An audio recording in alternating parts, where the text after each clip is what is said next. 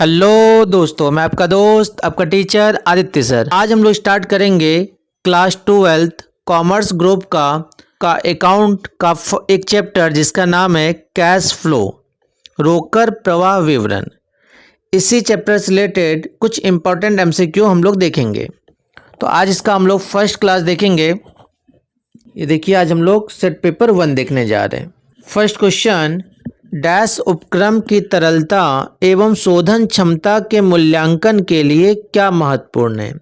कोष प्रवाह विवरण, रोकड़ प्रवाह विवरण, आय लेखा विवरण या कोई नहीं? रोकड़ प्रवाह विवरण है ऑप्शन नंबर सेकेंड।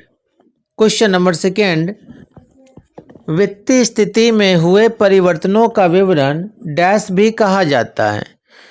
उपार्जन का आधार, ब्याज का आधार, मूल्यांकन का आधार या रोकड़ का आधार? ये रोकड़ का आधार कहा जाता है option number fourth. Question number third, व्यावसायिक उपक्रम के अंतर्गत शामिल होते हैं वित्तीय उपक्रम, बैंक, गैर वित्तीय उपक्रम या सभी? ये सारे ही शामिल होते हैं, ऑप्शन नंबर फोर्थ हो जाएगा। क्वेश्चन नंबर 4, रोकड़ प्रवाह विवरण बनाने की कितनी विधियां हैं?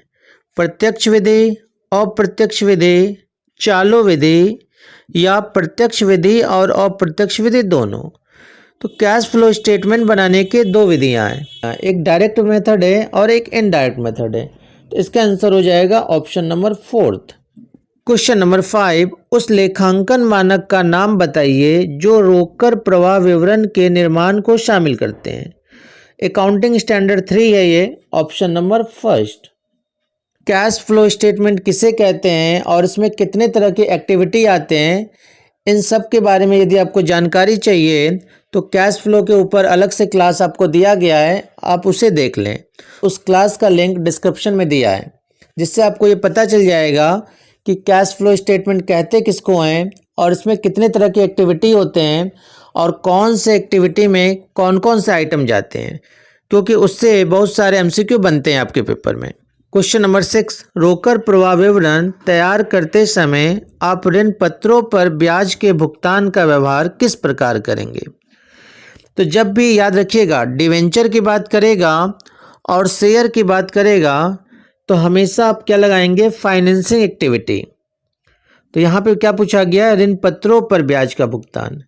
पहला ऑप्शन है संचालन क्रियाओं से रोकड़ प्रवाह, सेकंड विनियोग क्रियाओं से रोकड़ प्रवाह, थर्ड वित्तीय क्रियाओं से रोकड़ प्रवाह या फोर्थ रोकड़ समतुल्य। ये एक्टिविटी जो है वो हमारा वित्तीय क्रियाओं से रोकड़ प्रवाह है, माने फाइनेंसिंग एक्टिविटी है। क्वेश्चन नंबर 7, रोकड़ प्रवाह विवरण में आप ख्याति के क्रय को किस प्रकार लिखेंगे? जब भी कोई फिक्स एसेट्स, चाहे वो टेंजिबल हो या इनटेंजिबल, यदि हम फिक्स एसेट्स को परचेज करते हैं या सेल करते हैं तो वो हमारा इन्वेस्टिंग एक्टिविटी होता है। तो यहाँ पे क्या हो जाएगा? विनियोग क्रियाओं से रोकड़ प्रवाह, ऑप्शन नंबर सेकेंड।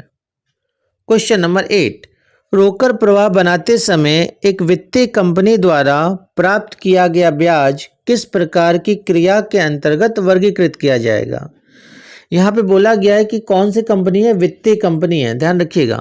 और वित्तीय कंपनी जब ब्याज प्राप्त करती है तो ये इसका कौन सा एक्टिविटी होता है, ये पूछा गया है। तो वित्तीय कंपनी के लिए इंटरेस्ट का जो लेखा होता है वो ऑपरेटिंग एक्टिविटी में आता है। तो इसका आंसर होगा ऑप्शन नंबर फर्स्ट, संचालन क्रियाओं से रोकड़ प्रवाह। क्वेश्चन नंबर 9, निम्न में से कौन सा मद रोकड़ तुल्य है? बैंक अधिविकर्ष, विनिमय विपत्र, देनदार या अल्पकालीन विनियोग? तो रोकड़ तुल्य जो है वो हमारा बैंक अधिविकर्ष है, option number first. Question number 10, इनमें से कौन सी क्रिया वित्तीय क्रिया के अंतर्गत आती है? समता अंशों का निर्गमन से प्राप्त रोकड़, नगद बिक्री, निवेश का विक्रय या ऋण पत्रों का क्रय? बताइए कौन सा होगा? इसका आंसर होगा ऑप्शन नंबर फर्स्ट, समता अंशों के निर्गमन से प्राप्त रोकड़। क्वेश्चन नंबर 11, संचालन क्रियाओं से लाभ की गणना करते समय शुद्ध लाभ में से किसे पुनः जोड़ा जाएगा? ख्याति अपलिखित, हराश्य, स्थायी संपत्ति की बिक्री पर हानि, यह स्थायी लिखा है, फोर्थ ऑप्शन सभी। तो जब भी हम लोग ऑपरेटिंग एक्टिविटी निकालते हैं तो नेट प्रॉफिट में ये सारे आइटम को ऐड किया जाता है, ये सभी। क्वेश्चन नंबर 12, वित्त संबंधित क्रियाओं से रोकड़ प्रवाह का उदाहरण है माल का विक्रय, विनियोग का विक्रय, अंशों के निर्गमन से रोकड़ प्राप्ति या कोई नहीं। तो अभी हम आपको बताएं कि जब भी शेयर या डिवेंचर का इशू का बात करेगा या रिडम्पशन की बात करेगा तो हमेशा क्या होता है, फाइनेंसिंग एक्टिविटी आता है। तो इसका आंसर होगा ऑप्शन नंबर ग। क्वेश्चन नंबर 13, रोकड़ प्रवाह विवरण में आप ख्याति के क्रय को किस प्रकार लिखेंगे। ये क्वेश्चन देखिए आपका रिपीट है, अभी आया भी था। तो इसका आंसर होगा विनियोग क्रियाओं से प्रभाव, option number second. Question number 14, ऋण पत्रों या पूर्वाधिकार अंशों का शोधन कोष का स्रोत है या कोष का उपयोग है या कोष का कोई प्रभाव नहीं पड़ेगा या रोकड़ का कोई प्रभाव नहीं। तो यहाँ पे पूछा गया हमसे कि डिवेंचर या प्रेफरेंस शेयर का जब हम रिडम्पशन करते हैं तो रिडम्पशन में क्या होता है, फंड जाता है जिसे हम एप्लीकेशन ऑफ फंड कहते हैं और हिंदी में से बोलते हैं कोष का उपयोग। तो ऑप्शन नंबर सेकेंड हो जाएगा। यदि यहाँ पे यही क्वेश्चन पूछा होता कि ऋण पत्रों या पूर्वाधिकार अंशों का निर्गमन, तो जब निर्गमन बोलेगा तो इसका आंसर होगा हमारा कोष का स्रोत जिसे हम सोर्स ऑफ फंड बोलते हैं। क्वेश्चन नंबर 15, निम्न में से कौन रोकड़ बहिर्वाह का उदाहरण नहीं है। ये बोला गया है कि कैश का पेमेंट किसमें नहीं होगा। ऋणों का पुनर्भुगतान, इसमें तो कैश का पेमेंट होगा। लेनदारों में कमी, इसमें भी पेमेंट होगा। ऋण पत्रों का निर्गमन, जब भी हम डिवेंचर का इशू करेंगे तो पैसा पेमेंट नहीं होगा बल्कि पैसा हमारे पास आएगा। तो क्वेश्चन में पूछा गया है रोकड़ बहिर्वाह नहीं है, तो इसका आंसर होगा ऑप्शन नंबर ग, क्योंकि ऋण पत्रों का निर्गमन से रोकड़ का इनफ्लो होता है, आउटफ्लो नहीं होता है। क्वेश्चन नंबर 16, रोकड़ प्रवाह विवरण का बनाना अनिवार्य है, परामर्शात्मक है, कंपनी अधिनियम के अंतर्गत वांछित है या कोई नहीं। तो ये अनिवार्य है बनाना, option number first. Question number 17, plant एवं मशीन के क्रय के प्रतिफल में अंशों का निर्गमन रोकड़ का अंतर प्रवाह है या रोकड़ का बहिर्वाह है या न अंतर प्रवाह है न बहिर्वाह है या कोई नहीं।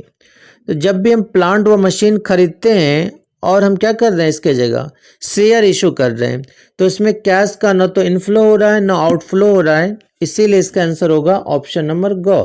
क्वेश्चन नंबर 18, ऋण पत्रों का रोकड़ में निर्गमन है वित्तीय क्रियाएं, परिचालन क्रियाएं, विनियोजन क्रियाएं या कोई नहीं। तो अभी हम आपको बताएं कि जब भी शेयर या डिवेंचर की इशू की बात करेगा तो वो कौन सा होगा हमारा एक्टिविटी, वो फाइनेंसिंग एक्टिविटी होता है, ऑप्शन नंबर फर्स्ट। रोकड़ प्रवाह विवरण में वित्तीय संस्थानों को लाभांश कोई प्राप्ति को कहाँ दिखाया जाता है, संचालन क्रिया में, निवेश क्रिया में, वित्तीय क्रिया में या लाभ हानि खाते में। इसे संचालन क्रिया में दिखाया जाता है, ऑप्शन नंबर फर्स्ट। आज की क्लास हम लोग यहीं समाप्त करते हैं। इस चैप्टर से रिलेटेड कुछ और भी इम्पोर्टेंट MCQ हम लोग नेक्स्ट क्लास में डिस्कस करेंगे। धन्यवाद।